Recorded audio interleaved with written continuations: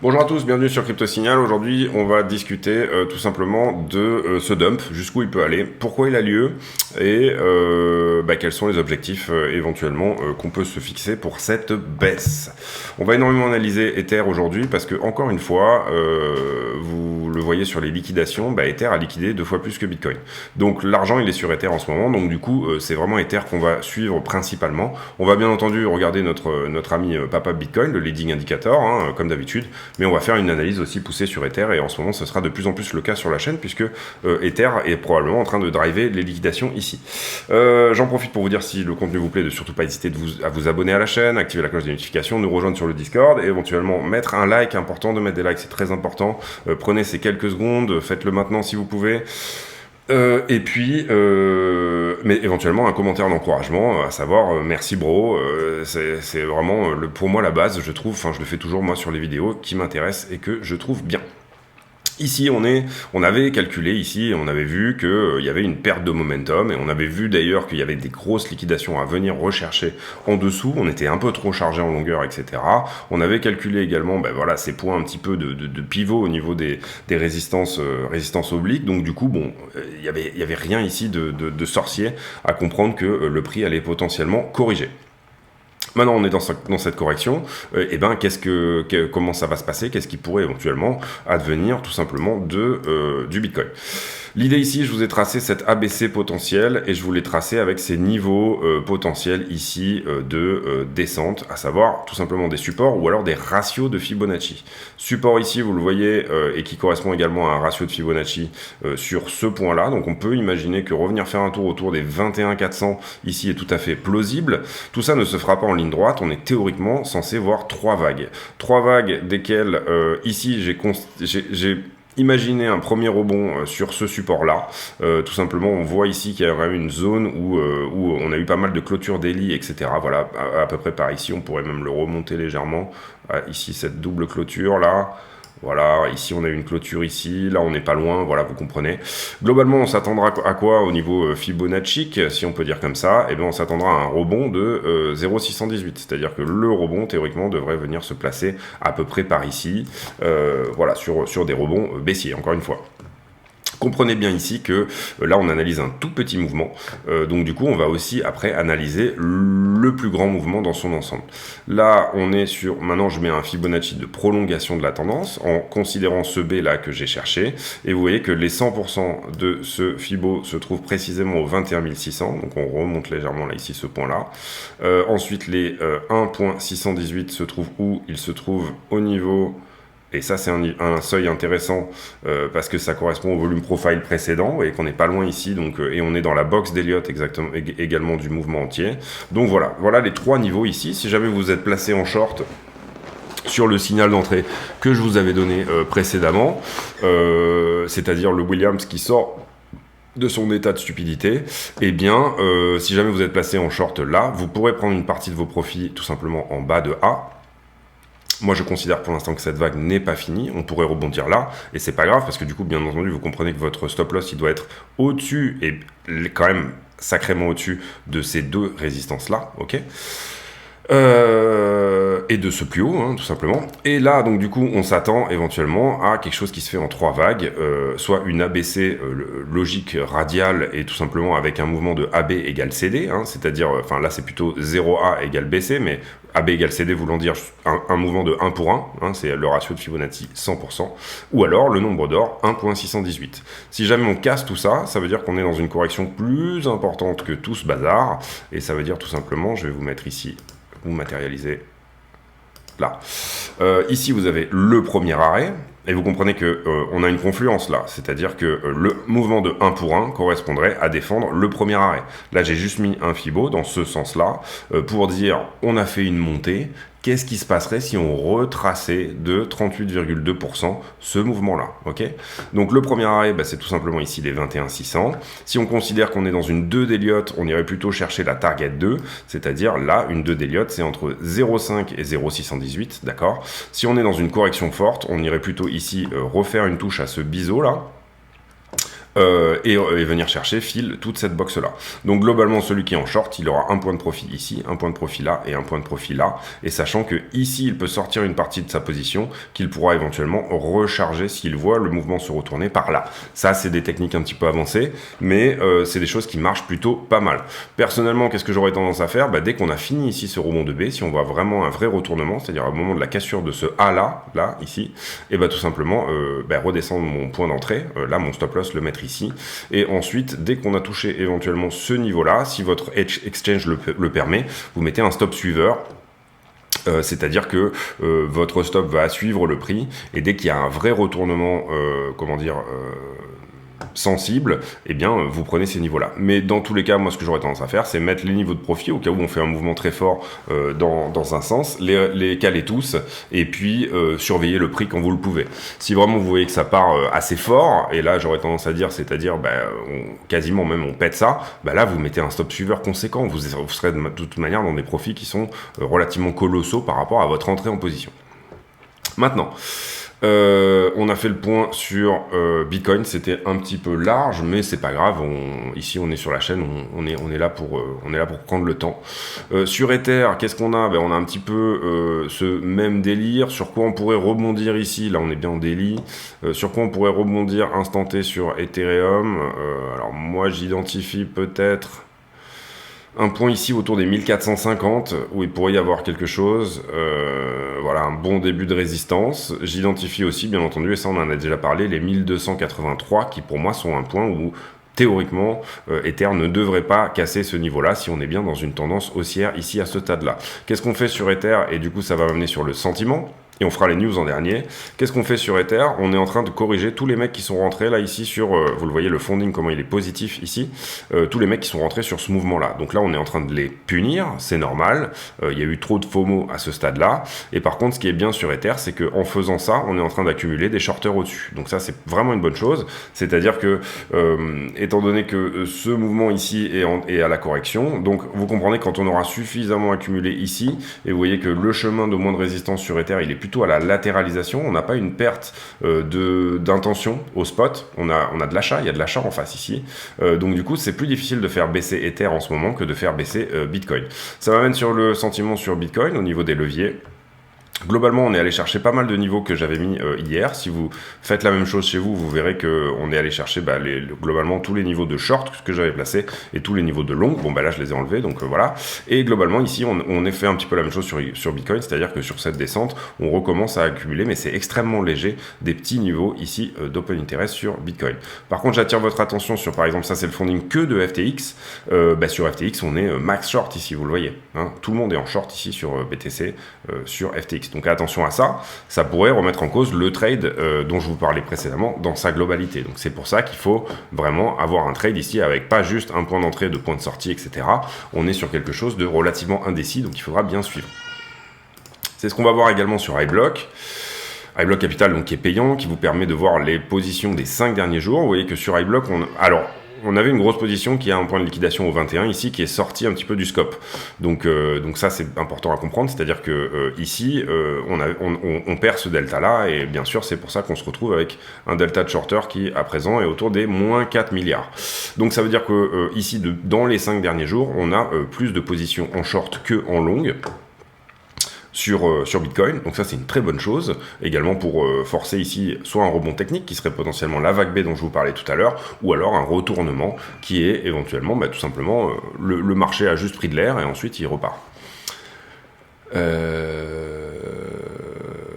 Sous-entendu, alors excusez-moi, mais du coup, sous-entendu, en fait, ici, on fait une 1-2, et voilà, on ne fait pas forcément ces 3 vagues-là. Ces 3 vagues-là sont potentiellement ici faites, si on regarde en 1 heure, il y a eu ce léger spike dans les deux sens, là, ici, qui nous donne les 3 vagues. Personnellement, j'y crois pas, parce que je trouve ça vraiment pas très joli.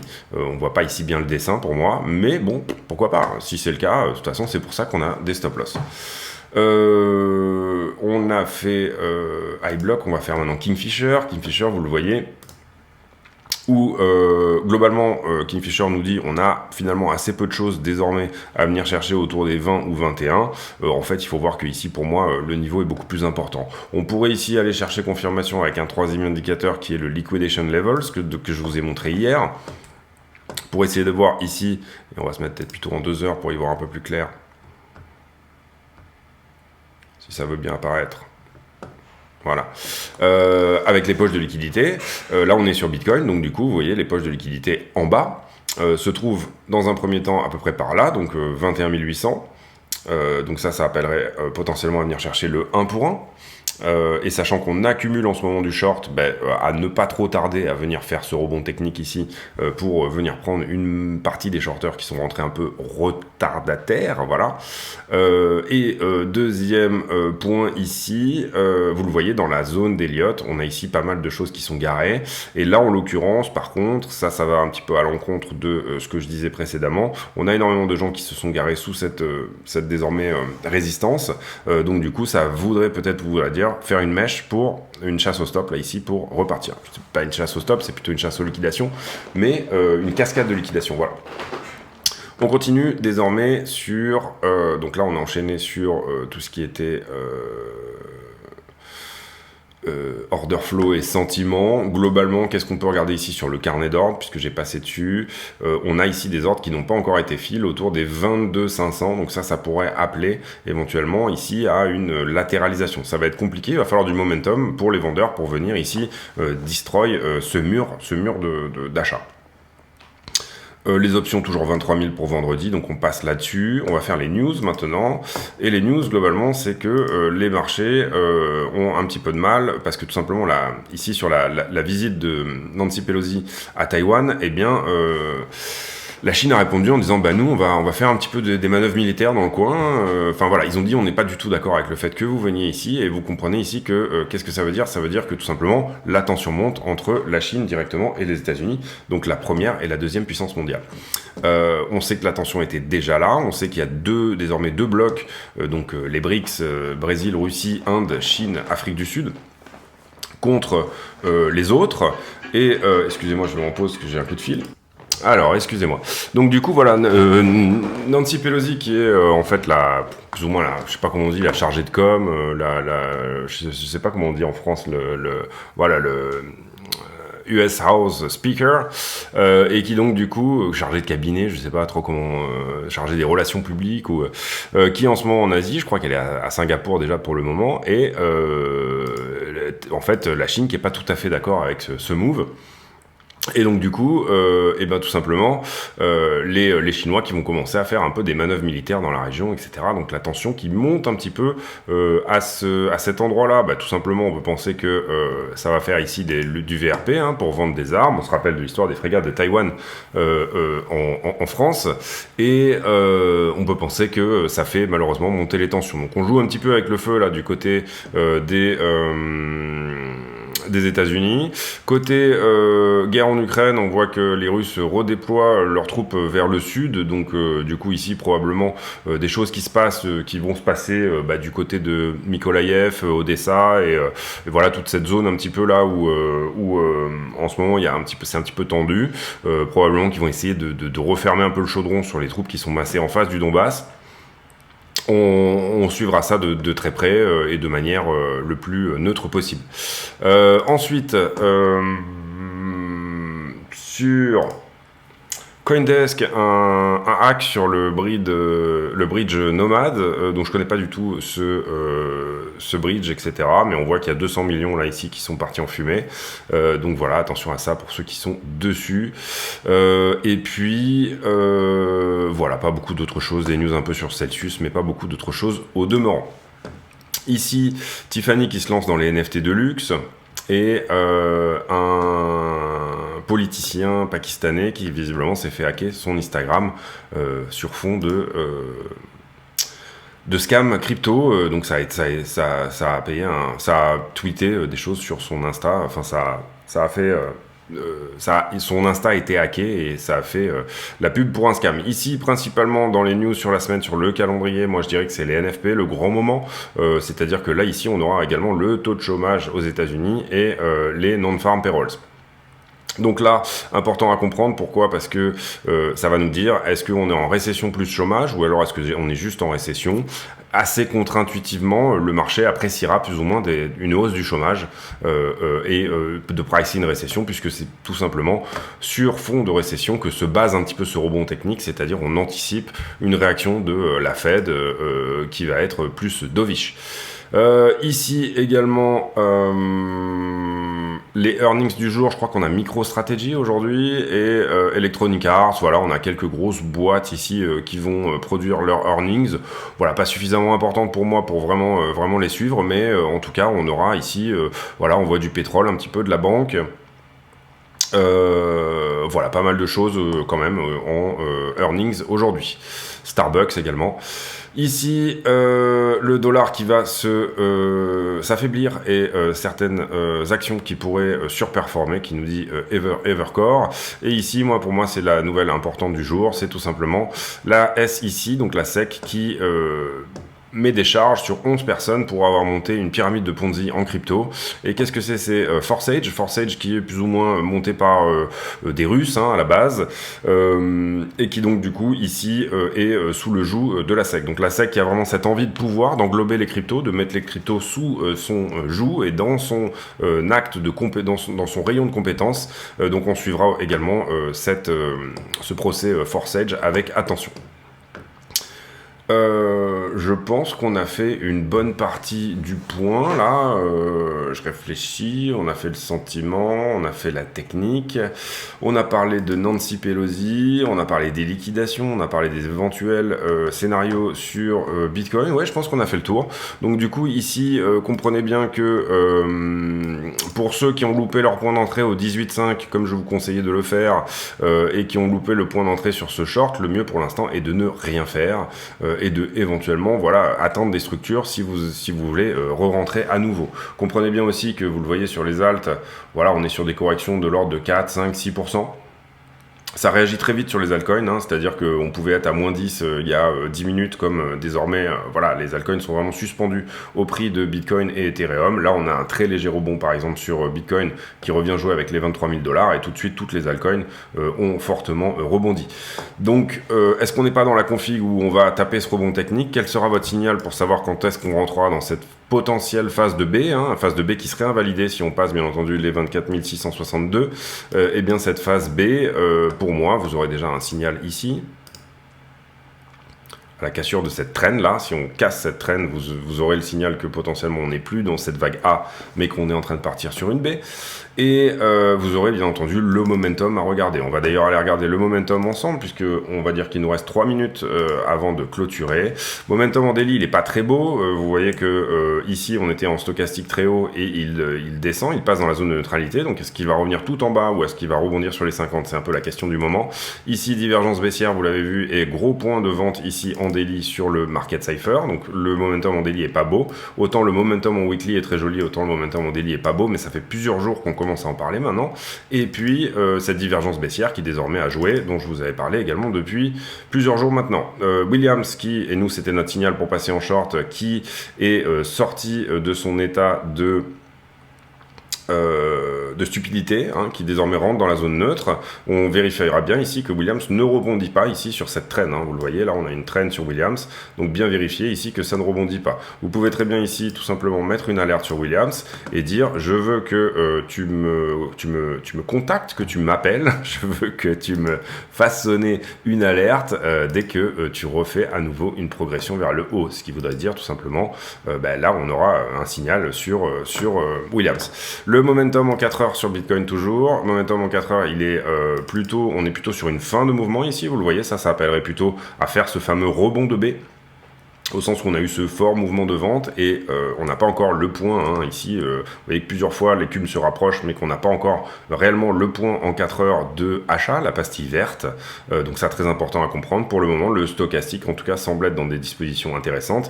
Et la VWAP, donc la ligne jaune, est en train de monter. Le money flow et mi-figue, mi-raisin, il est en train de monter aussi. Le stochastique ici qui est en bas, vous voyez qu'on pouvait ici se dire que ça allait rebondir en 4 heures, mais que finalement le mouvement s'est annihilé. Et même chose ici sur le Williams, on a plusieurs fois des petites touchettes avec la zone la zone d'enfoncement, d'enfoncement et la zone de neutralité. Donc pour l'instant, pas de vrai signal en 4 heures, mais potentiel rebond dans les tuyaux. En 2 heures, donc là vous comprenez qu'on se rapproche potentiellement des rebonds, on a ce point d'achat là ici qui a été confirmé sur le Cypher, mais il sera confirmé dans 2 heures. Il faut attendre ici que la pastille peut disparaître tant qu'on n'a pas ici la confirmation réellement que en 2 heures la config est intéressante. Idem au niveau du Williams, pour l'instant on vient à peine titiller la zone d'enfoncement, et sur le stochastique on commence à montrer des configs de rebond, mais ça peut très bien ici se retourner et aller en bas. Pour le moment vous voyez qu'en 2 heures on a été rejeté par les 50. Est-ce qu'on va revenir tester les 50 et repartir? Très bonne question. En 2 heures en tout cas on semble être à la fin de quelque chose. Vous voyez qu'on n'est pas loin de croiser bullish ici sur le MACD avec des mouvements de vente de moins en moins forts. Donc en 2 heures on peut imaginer ici, alors que là on avait des mouvements de vente de plus en plus forts, vous le voyez ici, là on avait vraiment une très jolie config de retournement, et désormais on a un MACD qui se calme. Potentiel ici recroisement, donc ça veut dire que on est peut-être sur une config où le prix va rebondir. Est-ce qu'il va reprendre refaire et la même chose en 1 heure, excusez-moi, on est à peu près sur la même config en 1 heure qu'en 2 heures au niveau du momentum. Donc la grande question c'est, est-ce qu'on est effectivement en train de préparer ce fameux rebond de B comme ceci? C'est-à-dire, est-ce que désormais, maintenant ou dans pas longtemps, on est là-dessus, voilà, vous le comprenez, ou alors, tout simplement, est-ce qu'on est juste dans une petite oscillation tout à fait normale du prix sur des time frames de 1 ou 2 heures, ce qu'on voit régulièrement, vous le voyez là, tout simplement. Donc pour l'instant, moi, pas de confirmation, c'est-à-dire que là, ce que je vois dans le momentum ne me dit pas qu'on n'est pas juste en train de revenir faire une touchette sur cette trendline pour aller plus bas. Voilà, je pense que vous avez tous les signaux, vous avez toutes les infos, vous avez toutes les news un petit peu pour aujourd'hui de ce qui se passe au niveau du point météo sur BTC.